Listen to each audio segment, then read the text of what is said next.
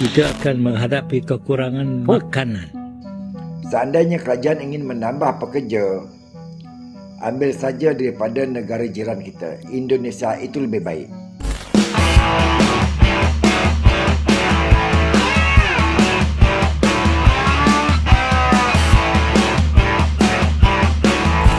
Wow.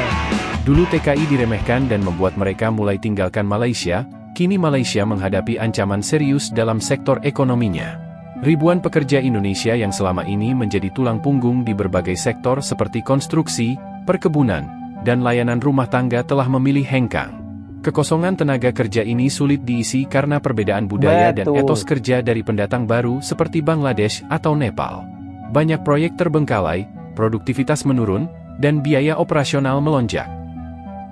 Kita akan menghadapi kekurangan makanan. Tidak akhir tahun ini, awal tahun depan. Wow.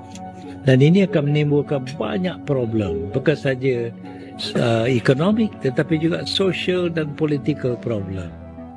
Dan banyak orang akan hilang kerja, peluang-peluang kerja tertutup dengan tidak masuknya pelaburan dari luar. Dan mereka tak akan masuk. Walau apa pun orang kata, tak akan masuk kalau nilai ringgit tak distabilkan. Dan nilai ringgit dapat terus merosot. Sekarang ini sudah jatuh lebih daripada apa yang saya ramal 5-6 bulan dulu. Dan saya takut keadaan itu menjadi lebih buruk sebelum akhir tahun ini. Dan saya rasa susah rakyat. Sebelum ini, laporan media menyebut jangkaan itu berdasarkan perkiraan oleh Organisasi Bank Dunia, Pertubuhan Bangsa-Bangsa Bersatu PBB dan IMF.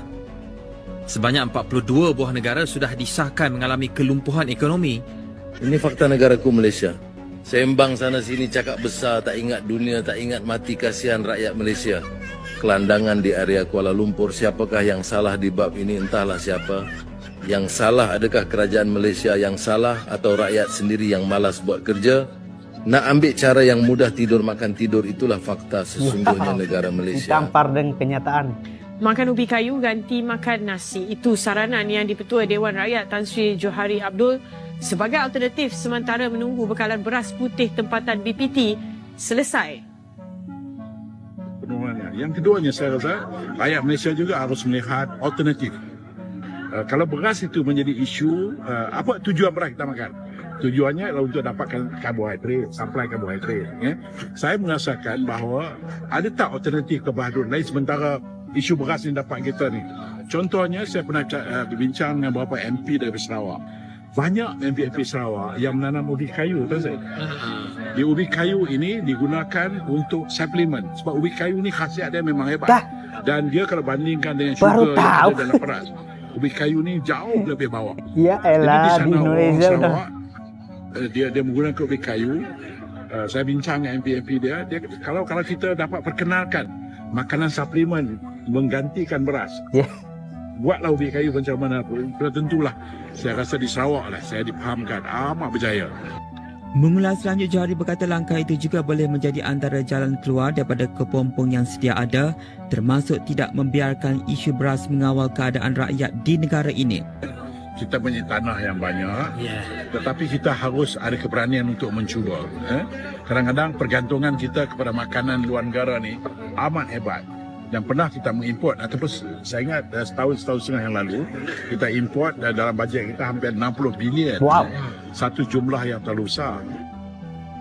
Teman-teman semua, kalau kita bicara ya, suatu negara kalau misalnya tidak mau memperkerjakan lagi warga negara atau tenaga kerja asing, mau tidak mau ya harus dipaksa warga lokalnya lah. Nah, bagaimana jika warga lokalnya tidak mau bekerja keras, alias malas-malasan? Ya susah. Nah, kalau sudah susah, kira-kira siapa yang mau disalahkan? Apakah warga tenaga kerja asing yang mau disalahkan lagi, mau dikambing hitamkan lagi? Tidak. Nah, faktanya sekarang adalah mereka di Malaysia merasakan bahwa ternyata jasa yang diberikan oleh tenaga kerja asing asal Indonesia itu sangat-sangat berdampak untuk keberlangsungan perputaran ekonomi di sana. mulai dari ibu rumah tangga, pembantu rumah tangga, atau asisten rumah tangga, terus pekerja buruh, kasar, petani, kelapa sawit, itu ternyata memberikan dampak yang sangat luar biasa untuk perputaran ekonomi negara Malaysia. Tapi alih-alih mendapatkan penghargaan atau pengakuan, malah diperlakukan tidak adil. Akhirnya banyak tenaga kerja asal Indonesia yang memilih untuk bekerja di negara lain dan meninggalkan Malaysia. Sekarang Malaysia timbul masalah tentang perekonomiannya. Dan mereka merekomendasikan untuk merekrut lagi tenaga kerja asal Indonesia. Mereka kapok dengan attitude yang ditunjukkan oleh tenaga kerja asal Bangladesh. Katanya terlalu keras. Katanya tidak mematuhi aturan yang ada. Ya, itu derita sendiri ya teman-teman. Dan ya, saya yakin seperti yang saya bilang bahwa saya selalu bilang bahwa orang Indonesia kemanapun mereka pergi, pekerjaan apapun itu, mereka akan bekerja menggunakan hati. Tapi ketika hati mereka sudah dicurangi, maka mereka akan menggunakan ini untuk mulai hitung-hitungan. Kalau sudah merasa dicurangi terus, pasti mereka akan menggunakan mindset mereka untuk mencari, oh ternyata negara lain lebih layak untuk menerima kita. Dan itu adalah fakta. Nah, teman-teman semua, kalau ini dibiarkan terus-menerus ya, pasti ada banyak lapangan pekerjaan yang mungkin banyak yang tersedia, tapi akan jadi nganggur begitu saja karena tenaga kerja yang bekerja dengan tulus yang berasal dari Indonesia itu, mereka tidak lagi memilih untuk bekerja di Malaysia ya teman-teman semua. Hari ini satu perkara yang pelik berlaku. Beras tempatan hilang dari pasaran, sedangkan negara mengeluarkan sebanyak 62% makanan ruji ini, tidak sampai 30% diimport. Pastinya ia melibatkan kartel yang mengawal pasaran beras tempatan. Ia dipahamkan banyak beras-beras tempatan hanya ditukar kampitnya kepada beras import. Wow. Mereka membuat keuntungan yang tinggi seperti ini. Yang kedua, beras tempatan dicampur dengan beras import dan dijual sebagai beras import. Ini mafia ini. Jadi kartel seperti ini mesti dihapuskan dengan segera. Seperti mana yang dilakukan oleh kerajaan keluarga Malaysia sewaktu mengekang kartel ayam.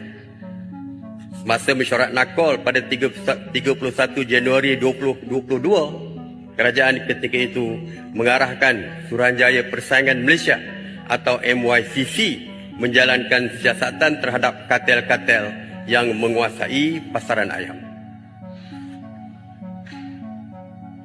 Oleh itu, pada 22 Disember 2023, MYCC mengenakan denda sebanyak 415 juta terhadap 5 syarikat kerana membentuk kartel makanan ayam untuk menetapkan harga.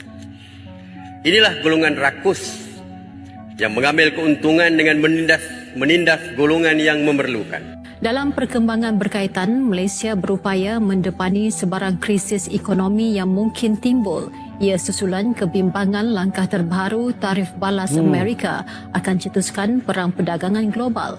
Menteri Kewangan II Datuk Seri Amir Hamzah Azizan berkata, asas negara disokong perbelanjaan penggunaan yang kukuh seperti program sumbangan tunai ramah serta aliran masuk pelaburan portfolio asing ke pasaran bon telah meneguhkan kedudukan ekonomi negara menghadapi ketidaktentuan ekonomi global. Jelas beliau, Malaysia juga sentiasa mempelbagaikan pasaran ekspornya dan prospek ekonomi negara amat memberangsangkan. Dalam masa sama, keluaran dalam negara kasar Malaysia terus kekal kukuh disokong aktiviti rancak sektor pembinaan dan pembuatan yang berterusan serta aliran masuk pelaburan langsung asing FDI. Cukup-cukuplah Bangladesh yang ada di negara kita. Mereka telah bekerja dengan baik. Seandainya kerajaan ingin menambah pekerja, ambil saja daripada negara jiran kita. Indonesia itu lebih baik. Daripada dalam masa yang sama kita dapat menolong ekonomi mereka. Ekonomi penduduk, bukan ekonomi negara, tidak, ekonomi penduduk mereka. Untuk memperbaiki kehidupan yang baik, yang bagus. Antara gejala sosial, saya melihat gejala sosial dibawa oleh Bangladesh ini terlalu keras. Apa tu? Yang tidak menghormati penduduk tempatan, kurang hormati. Walaupun mereka beragama Islam sama kita, tapi adat dan budaya mereka jauh. Berbeza dengan Indonesia, menghormati penduduk tempatan dan mendengar cakap. Itu beza dia. Kini, Malaysia dihadapkan pada realita pahit, tak mudah menggantikan kontribusi besar para TKI.